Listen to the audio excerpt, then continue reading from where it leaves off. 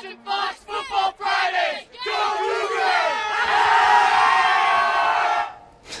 Our thanks to the Centennial fans for being a part of the show tonight. You guys always make it interesting. We're back, and it's time to bring Dave Foster back into the mix. He always makes things interesting. And Dave, on your way to Riverdale tonight, you made a little pit stop over at Laverne.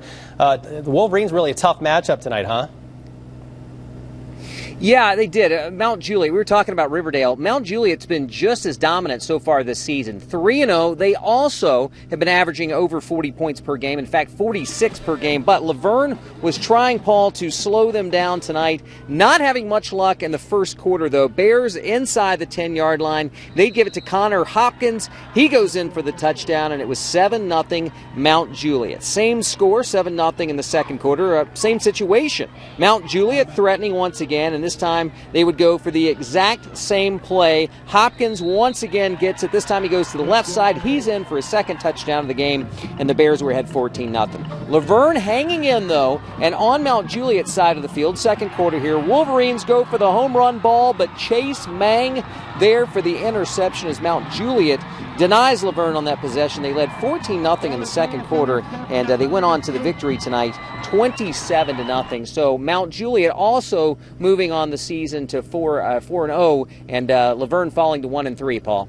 Dave, certainly no shame in losing to Mount Juliet. Obviously, the Golden Bears are a great team, so maybe understanding that Laverne didn't get the win tonight. But what are your impressions of Laverne? This is a program that's trying to kind of bounce back. I mean, are they getting there?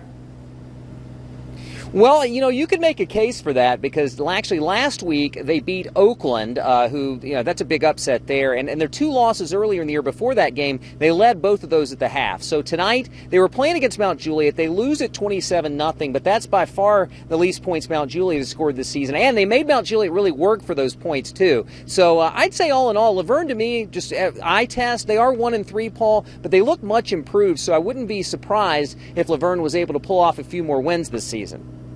Our thanks, as always, to Fox 17's Dave Foster and also the grounds crew at Riverdale tonight for leaving the lights on for us. Always makes for a much better live shot. Thank you very much. Congratulations, too, to Coach Adelot as the Warriors get the win as well. One more before we wrap up our high school coverage for the night. Unbeaten Antioch looking to move to 4-0 against also unbeaten Centennial. First quarter, we pick up this one. The Cougars in the baby blue. J.J. Tomlin to Cord Collier for the 4-yard TD toss. That makes it 7-0 Centennial. Short time later, the give to Moses Cornelius.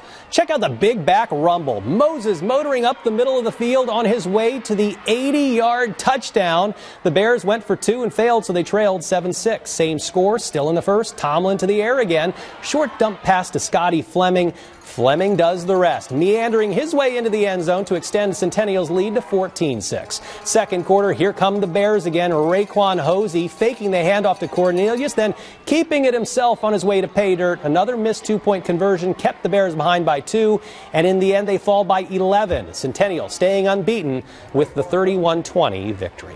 That wraps up our high school coverage for the night. If you missed any of the action or joined us late, we will have our highlights posted on fox17.com very shortly. Up next, a preview of this weekend's college football games, plus why Matt Hasselbeck will have a soft spot in his heart for the Titans' opponent on Sunday. Huh?